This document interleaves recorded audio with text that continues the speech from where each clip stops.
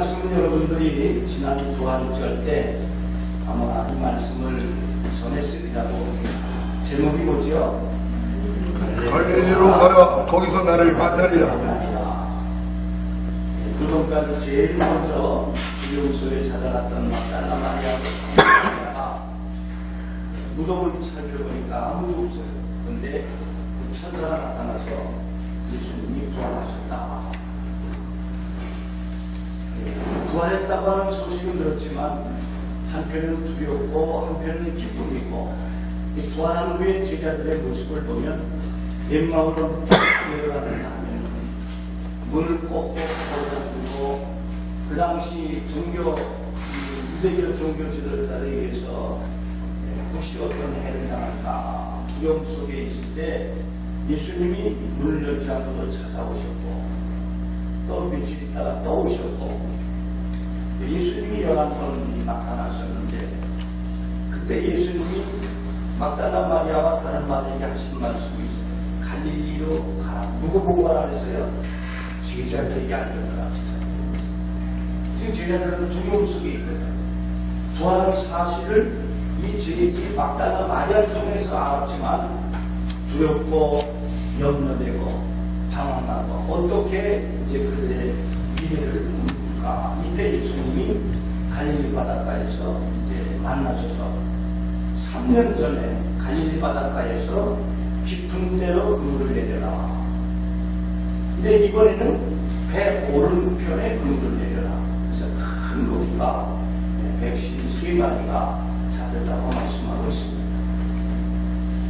예수님이 갈릴리에서 제자들을 다른 데서 얼마든지 만날 수 있음에도 불구하고 갈릴리를 가셨던 것은 복음의 시초이기 때문입니다.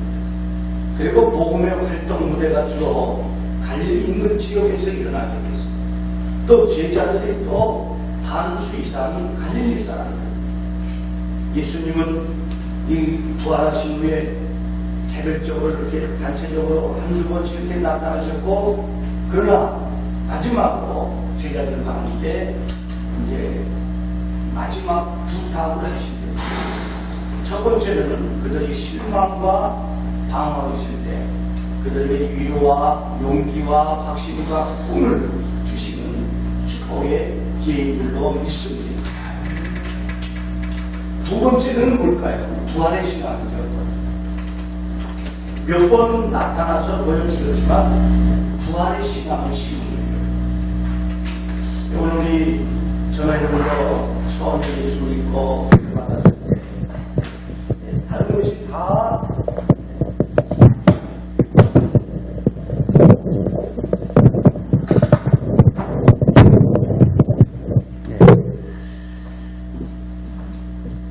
다른 것이 다 믿어져도 부활의 신앙이 잘 안 믿어져. 이게 신앙 중에 부활의 신앙.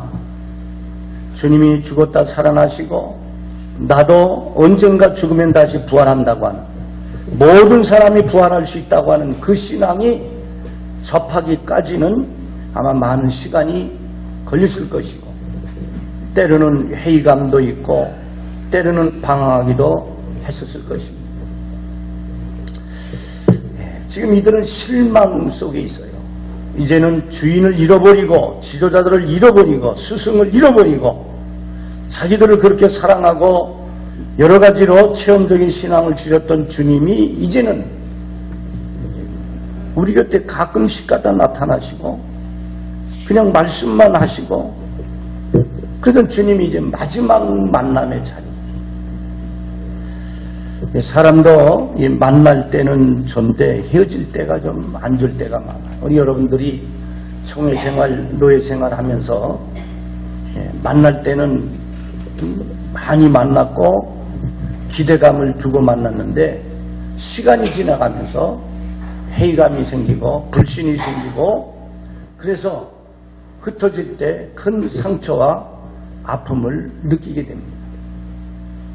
저도 고인됐지만 전 아무개 목사님을 통해서 이제 이렇게 총회도 배우고 노예도 배우고 목회도 배우고 많은 것을 이제 배우고 터득을 했어요. 그러다가 또 그분과 또 어떤 상황 때문에 또 헤어지게 됐어요. 그러나 지금도 저는 헤어졌고 그분은 이제 주님 품에 가셨지만 지금도 그분이 목회하던 것, 그분이 어떤 추구하던 것, 어떤 큰 꿈을 가졌던 것을 제가 많이 도움을 받았습니다. 지금도 가끔씩 하다 있으면 같이 있었으면 좋았을 텐데, 살았으면 좋았을 텐데, 이제 아마 살아계셨으면 한 80세일 겁니다. 80세. 우리 노예 지금 80세 계신 분이 계신데 아직도 정정해. 아멘? 근데 그분도 얼마나 건강하냐. 근데 좋은 영향을 많이 줬어요. 부정적인 것도 있지만, 그러나 긍정적인 것을 많이 배워서 제가 목회 사역에 많이 적용했고, 그 결과 많은 좋은 것들도 얻게 됐던 겁니다. 예수님이 제자들을 마지막 만나서 첫 번째는 위로해 주려고. 아멘. 실망하고 좌절하고 어찌할 바를 모르고 방황하는 그들에게는 위로하는 것이 제일 최고입니다. 우리 열 권사님이 자기 시어머니가 돌아가셨을 때 장례식장에서 막 깔깔깔깔대고 웃어. 그래서 푹 찔렀지. 여자지만. 왜냐하면 자기 시어머니가 예수 믿고 천당 갔으니 할렐루야. 아멘? 그래서 이거 웃어야지. 다른 분들은 초상집 가면 심각한데, 그래서 그랬지. 그래도 천국은 가셨어도 이 현장은 좀 아주 좀 엄숙해야 된다 그러니까 알았습니다. 시어머니가 천당 갔어요. 할렐루야. 그 시어머니가 제 품에서 돌아가셨어요. 94. 부부가 이제 그때 결혼 주년 몇 주년인지 생각이 안 나지만 제주도 여행을 갔어요. 근데 입원은 안 했어요. 중한데 집에 계시니까. 그래서 이제 전도사님하고 권사님들한테 전화 걸어서 여차하면은 우리가 육지로 갈 테니까 대신 신방 좀 하고 해라. 제가 가는 동안 안 돌아가셨어요. 하나님의 은혜인 것 같아요. 그리고 이제 숨 거둘 때가 다 되니까 이제 제가 이제 연세 많은 94이시고 저는 이제 한 60 한두 살 됐을까. 이때 이제 무릎에 이렇게 누이고 이제 거기 아들도 며느리도 조카들도 쫙 왔어요. 그리고 이제 찬송 부르다가 숨을 거뒀어요. 제 목회 사역에 아마 이게 처음이고 마지막일 거예요. 이런 타임이 이게 잘 맞지 않을 겁니다. 근데 이제 제가 있을 때문인가 하면 목사님 전 분에서요 천사가 자꾸만 오라. 천사가 오라니까 가실 땐 된 거예요. 그러더니 이제 숨을 거뒀어요. 그렇게 돌아가시고 나니까 이 며느리가 얼마나 마음이 편안하겠어요. 그리고 천국 갔으니 기뻐할 수밖에. 오늘 우리가 이 목회 사역에 여러분들은 저보다 더 특이한 일들, 기적 같은 일들, 이런 일들을 많이 체험했으라고. 실망하고 좌절하고 어찌할 바를 모를 때는 위로와 권면과 방향을 정해주는 것이 제일 좋습니다. 아멘? 가서 뭐 추궁하고 책망하고 잘했니 못했니 따져봤자 서로 간의 갈등과 서로 간의 아픔밖에 더 커질 수밖에 없어요. 예수님이 갈릴리가에서 모여서 옛날 3년 전을 회상해 봅니다. 또 그들 그물로 저 고기 잡으러 갔잖아요. 밤새도. 3년 전이나 지금이나 고기는 못 잡기는 똑같은 상황. 3년 전에도 예수님이 가서 고기 잡게 하시고 이때도 가서 고기 잡게 하시고 옛날을 회상하게 하는 거예요. 오늘 저나 여러분도 이렇게 목회 시작할 때는 뜨거운 열정이 있었잖아요. 근데 환경이 잠깐 바뀌고 좀 힘든 상황이 됐을 때 우리가 힘에 벅차도록 답답할 때가 있어요. 그때 주님이 위로해 주시죠. 위로해 주시죠. 제가 이제 우리 교인들이 이제 사업을 하고 이제 뭐 할 때 또 이제 또 제가 이제 이런 일을 했어요. 저희 동네는 원룸을 많이 줘요. 이제 우리 두 집사님을 우리 교회는 이제 부동산 공인중개사 하는 분이 있고 원룸을 이제 리모델링 중개수 보수하고 건축하는 집사님이 있어요.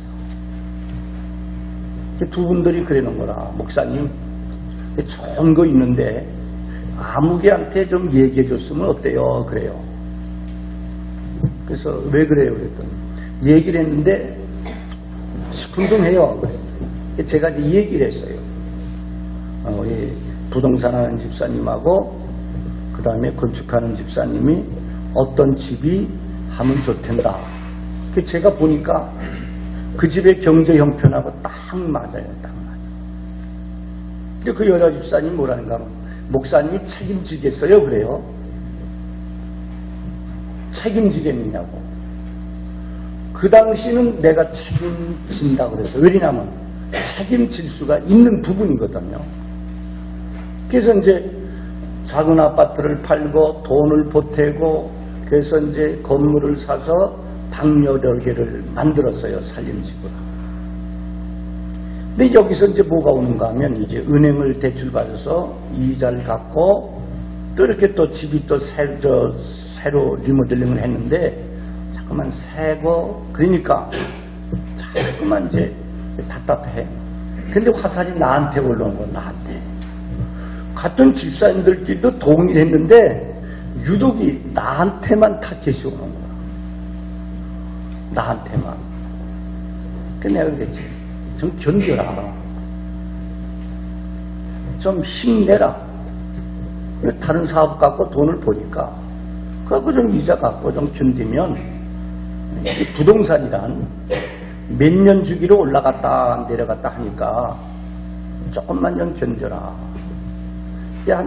한 2년 전에 팔았어요. 이제 그 일로 인해서 이제 그 집사는 이제 저하고 굿바이를 했어요. 근데 지금은 무진장 많이 올랐어. 그게 이제 다 알고 있겠지. 이게 분명한 거는 나도 보는 시각이 있고 다른 분도 보는 시각이 있고 저희 지역은 또 공단을 끼고 있기 때문에 그래서 그렇게 해줬어요. 힘들고 어려운 과정. 이제 그 과정을 이제 제가 이제 이제 전원주택을 시작하면서 저에게도 똑같은 상황이 온 거예요.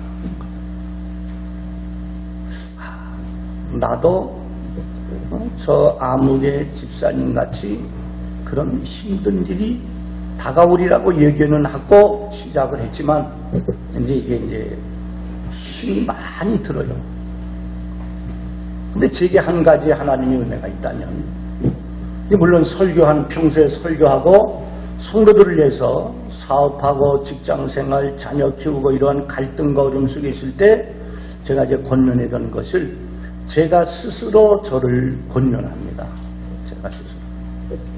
힘들다 그런 말이 딱 떠오르면 이사야서 41장 10절에 두려워 말라.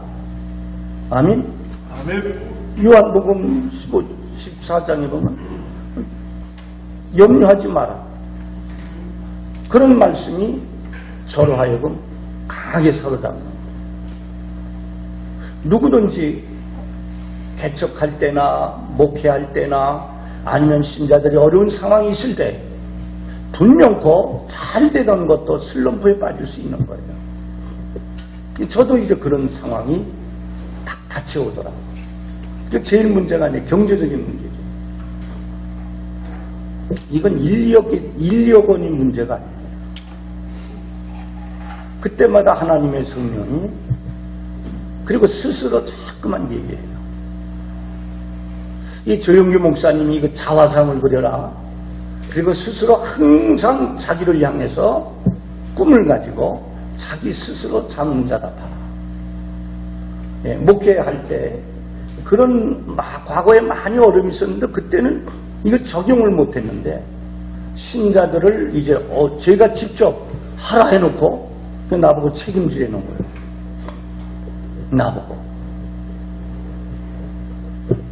이제 남편까지 들어서 믿음 없는 남편까지 그래놓은 거예요. 설득했지. 그리고 부동산원 집사님이나 리모델링 집사님이나 걱정하지 말아라. 부동산이라는 것은 주기적으로 올라갔던 내려올 때가 있는데 조금만 참아라. 본전에 팔고 갔어요. 근데 지금은 엄청 많이 올랐죠. 아마 속으로 그때 그냥 그 목사님 말 듣고 집사님 말들 들었으면 됐을 텐데. 세상의 이치가 제가 이렇게 보니까 목회 이치나 거의 유사하죠. 사람들이 살아가는 모습입니다. 근데 주님도 갈릴리 바닷가에서 옛날을 회상해 보는 거예요. 너 옛날에 고기 잡을 때 못 잡았지 않느냐? 잡았지. 이번에도 또 못 잡았는데 또 잡게 하셨잖아요. 오늘 우리는 이렇게 긍정적인 신앙인들이 만남이 필요합니다. 아멘. 이 부부도 좀 긍정적으로 갔으면 좋아요. 아멘. 특별히 목회자 사이에, 목회자 부부 사이에 긍정적으로. 목회하다 보면 힘들잖아요. 뭐 대형교회라고 힘든 부분이 없겠어요. 그들 나름대로는 다 힘들잖아요. 난 대형교회 한 목사님들 다 죽었다가 살아나더라. 암 걸리고 중병이 걸리고 국내 병원이 없으니까 휴가차 미국 가서 병 고치고 오고 교인들 보기에 덕스럽지 못하니까 예수 믿으면 낫는다, 기도하면 낫는다 해놓고 자기는 안 낫거든. 그러니까 결국 어디를 가요? 해외 가서 병자력이 있으니까 거기 가서 고쳐가 오고.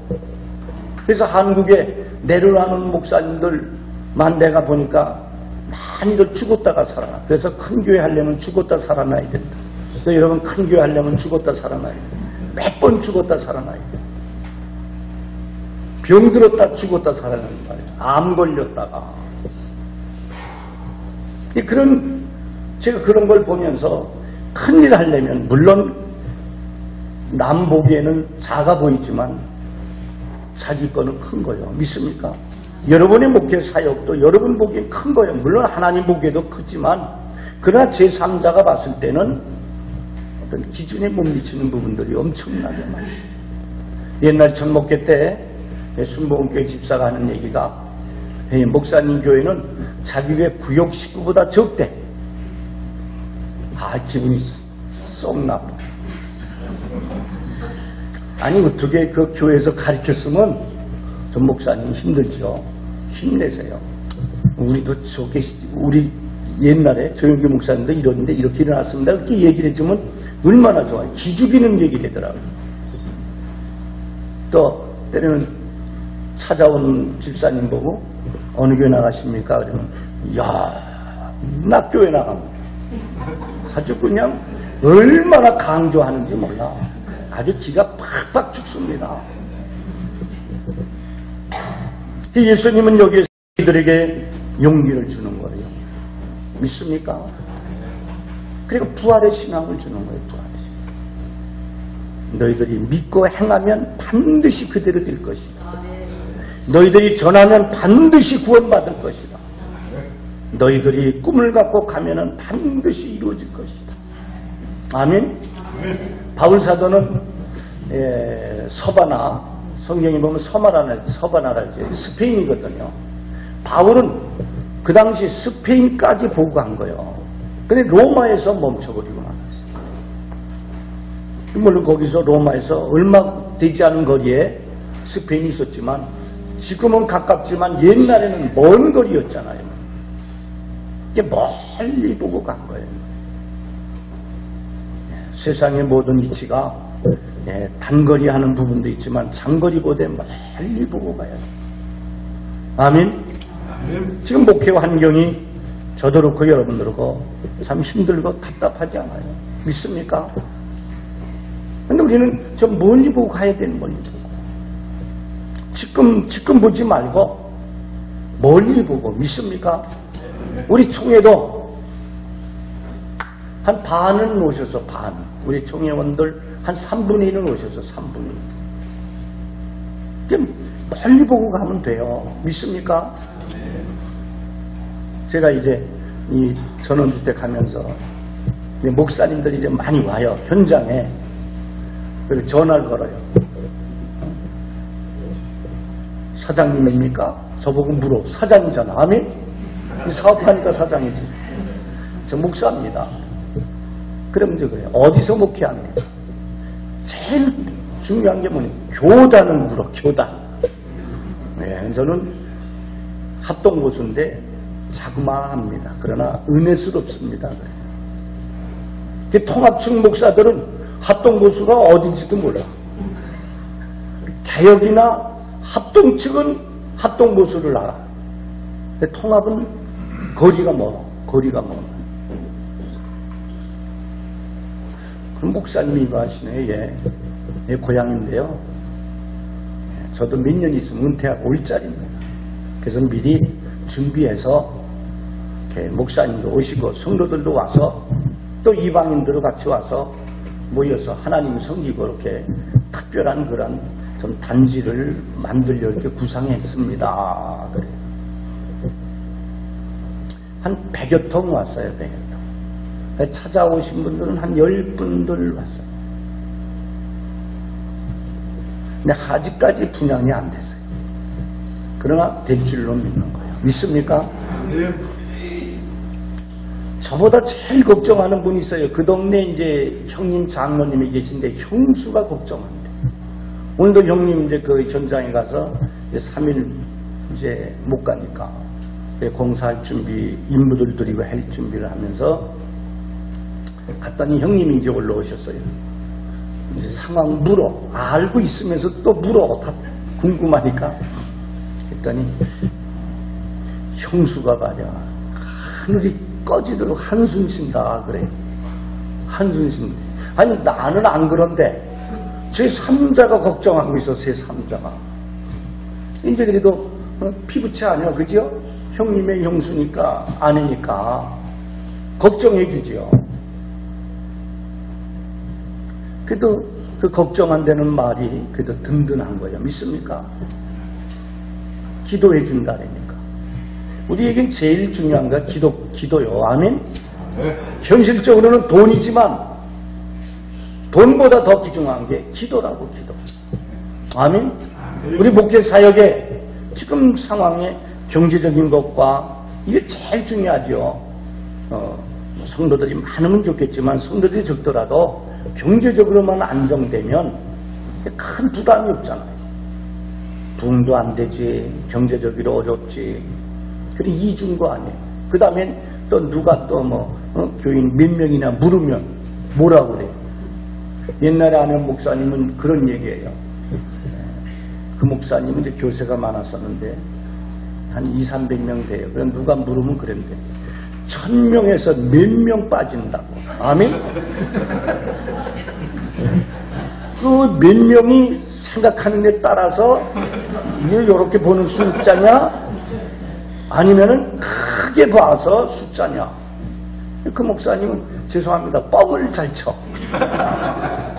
제가 볼 적에는 뻥이 많아. 그런데 그분은 그런 마음을 갖고 살아. 아멘.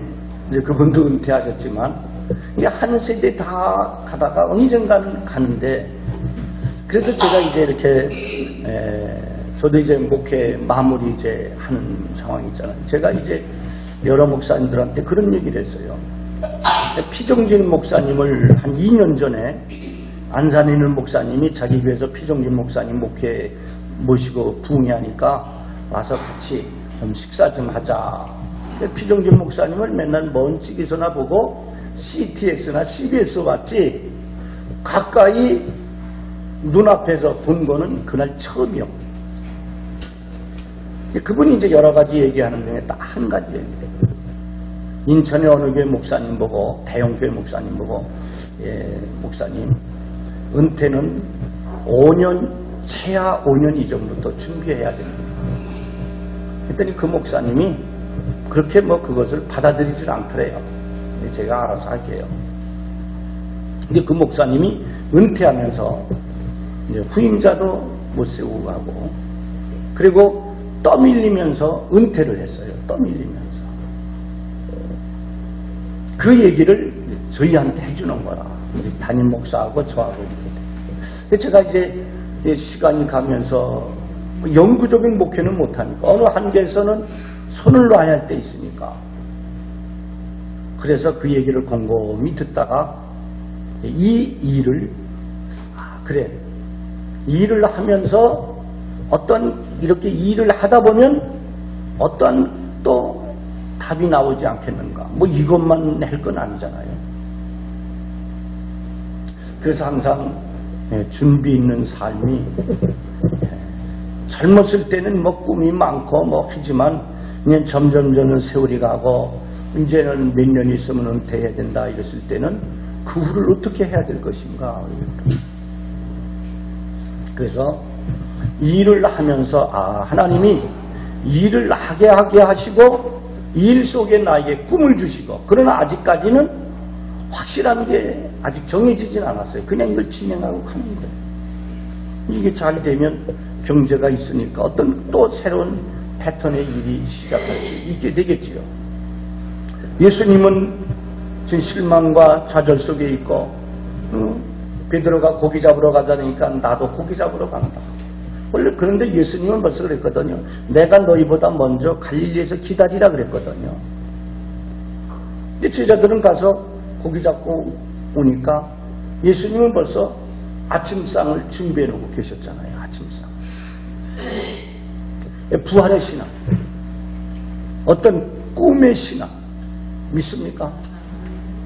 우리에게 목회 아니면 다른 것이 있다면 다른 것, 우리는 꾸준히 꿈을 갖고 믿음으로 나갈 때 하나님 반드시 그 가운데 역사하게 될 줄로 믿습니다. 그 다음엔 사명이죠. 사명. 예수님이 마태복음 10장에서는 제자들 둘씩 짝을 지어서 전도 보내고, 그들이 가서 기도하는데 이적이 나타나고 말씀을 전할 때 회개 역사가 일어나고 놀라운 역사가 일어났거든요. 그럼에도 불구하고 그들이 예수님과 마지막 순간까지 간서 결론을 보니까 그렇게 영적 체험을 하고 병든 자 살리고 여러 가지 기적을 행했음에도 불구하고 예수님이 이제 내가 3일 만에, 내가 죽은 지 3일 만에 살아나리라, 그 말씀을 여러 번 했거든요. 가이사라 빌립보에서 주는 것을 살아계신 하나님의 아들이라고 베드로 고백했을 때도 장로들과 관원들에서 내가 십자가에 못 박혀 죽지만 3일 만에 내가 살아나리라 여러 번 그랬어요. 여러 번. 그럼에도 불구하고 제자들은 그 기존으로 듣기만 했지 그게 사실로 될 줄은 몰랐고, 또 사실로 되었을 때도 그 말씀을 떠올리기보다 현실 앞에서 그들은 방황할 수밖에 없었어요. 그들을 만나서 용기 주고 다시 새로운 신앙을 붙돋아 주고, 그리고 이제 소명을 주십니다. 소명. 너희는 온 천하에 가서 제자를 삼아 전도하라는 거죠. 그리고 사도행전 1장에 가서는 너희는 예루살렘 떠나서 성령을 받으라는 거죠. 성령. 예루살렘 떠나지 말고 아버지 약속 아닌 성령을 받아서 땅끝까지 복음의 증인이 되라. 복음의 증인.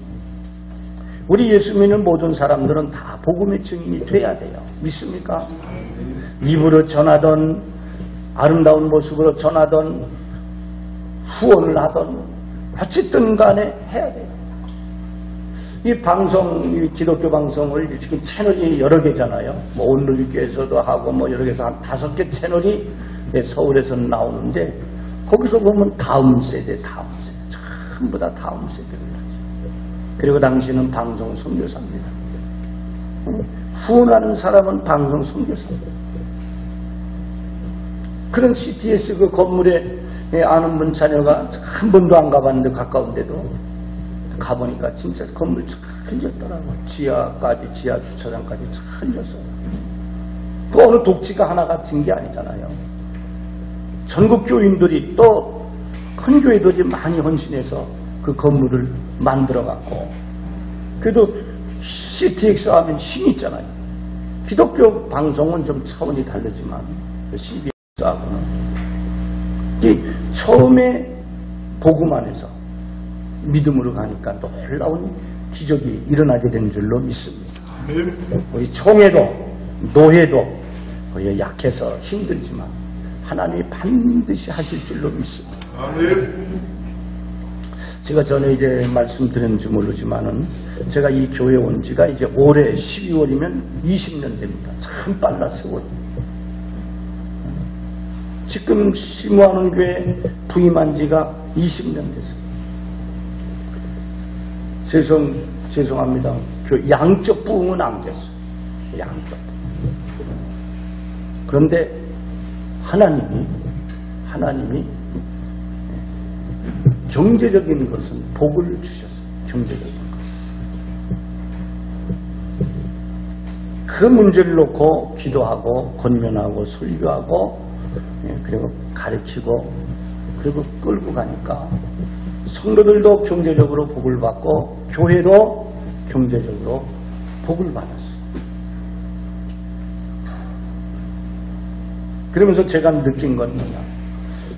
목회자가 숫자가 적어도 그 숫자를 잘 이끌만 가면 따라만 오면 참 제가 느낀 게 그거다.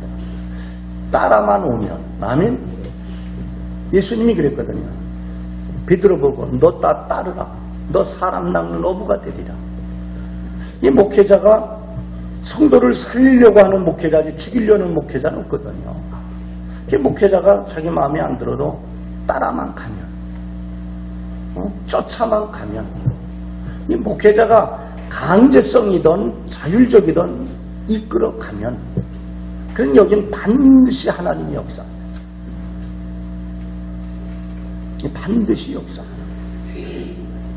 제가 이 교회 와서 20년 동안 부흥도 못 시키고 했지만 그래도 하나님이 제가 와서 적은 교인 같고 가난한 교인들을 통해서 역사한 것이 지금 이제 서서히 이루어져가고 열매 맺어요. 그러니까 저는 옛날에 첫 목회 때 단실 내에 하려고 했어요. 단실.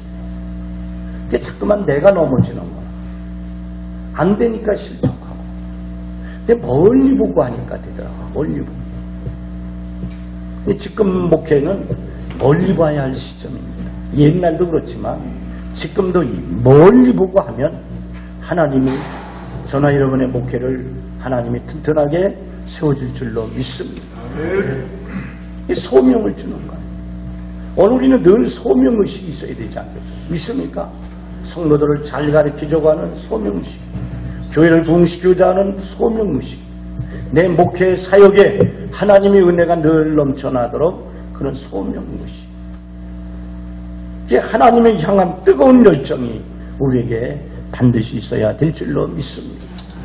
오늘 우리 노예 사모님들이 저보고 다 얼굴 탔다래. 또 우리 또 서경노예 목사님들도 저보고 얼굴 탔대. 우리 딸도 얼굴 탔대. 성도들은 목사님 보면 측은하대. 아멘. 목회랴 현장가랴. 아멘. 아마 한국에서 제가 제일 바쁜 것 같아. 바쁜 것 같아. 내 살은 안 빠졌어. 아멘. 졸음은 차마 운전대만 붙들면 잠이 쏟아지는데 정신 못 차리는 거지. 그래서 그동안에 2번 접촉사고도 있었어요. 졸음 때문에. 그리고 나서 하나님이 주신 지혜가 뭐냐? 팝콘 있죠. 팝콘. 누룽지 파는 거 이런 거 그거 하고. 그리고 제 운전석 옆에는 이만한 플라스틱 박스가 있어요. 뚜껑 덮인 거. 그럼 그 안에 집에서 현장까지 아침 저녁으로 다닐 때마다 계속 먹어. 아멘. 그러니까 밥맛이 없습니다. 간식을 먹으니까. 근데 이게 졸음을 쫓아내는 명약이야, 명약. 이것밖에 없어요.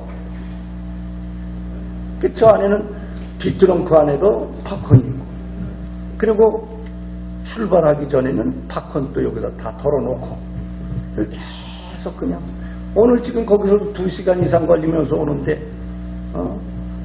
충청, 북도, 계산, 증평 이 길로 완전 옛날 길로 오는 거라. 이 내비가 또 그걸로 인도해 주네.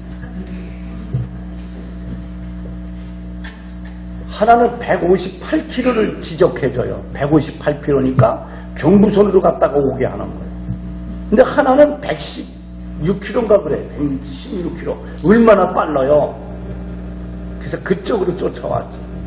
그랬더니 그냥 뭐 오르락 내리락 뭐 쓰리락 나리락 하고 얼마나 조를 새가 없어요. 조를 새. 뭐 조금 가면 편들더래요. 그런데 그래도 졸음이 없고 계속 먹어. 전화 받으면서도 먹고 계속 먹어요. 그러니까 밥맛은 없어요. 밥맛은 없는데 먹어야 돼. 힘을 유지하려니까. 그러니까 이렇게 살은 안 빠졌어요. 떼약 끝에서 인부들 일 시켜놓고는 나도 같이 일해야 돼요. 일 안 하고 나는 혼자 가서 뭐 다른 일 보고 쉬고 있으면요. 일 안 해요. 안 해. 일을 안 합니다. 힘드니까. 뭐 일당 받는 건 똑같은데. 그 옆에서 거들어주고 힘든 일은 그들이 하고 나는 좀 하고 그러면 그들이 또 8시간 일해주면 능률이 있잖아요. 하여튼 목회 말년에 생전 안 해보던 거 하는데 이제 집 두 채 짓고 나니까 이제 조금 이제 눈이 떠져요. 이제 제 생각에는 저거 다 짓고 나면 아주 큰 건축가 될 텐데 그러다 보면 이제 마칠 때가 올 것 같아. 그래서 하여튼 그래서 제가 그랬어요. 근데 여기 프로가 돼야 되겠다. 프로. 아멘. 목사도 프로와 아마추어.